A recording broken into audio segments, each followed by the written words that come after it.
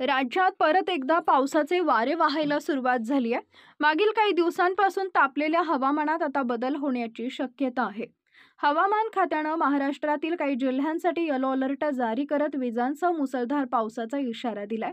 तर येत्या काही तासात राज्याच्या कोणकोणत्या भागांमध्ये पावसाची शक्यता आहे याची आपण सविस्तर माहिती या व्हिडिओच्या माध्यमातून पाहणार आहोत.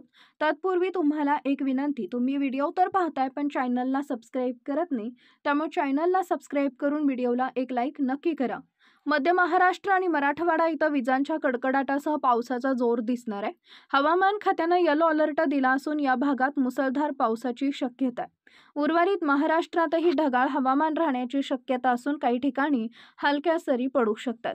राज्यातील सिंधुदुर्ग, अहिल्यानगर, पुणे, सातारा, सांगली, सोलापूर, कोल्हापूर, धाराशिव, परभणी, हिंगोली, नांदेड, अकोला, भंडारा, गोंदिया, गडचिरोली या जिल्ह्यात मुसळधार पावसाचा अंदाज वर्तवण्यात आला आहे.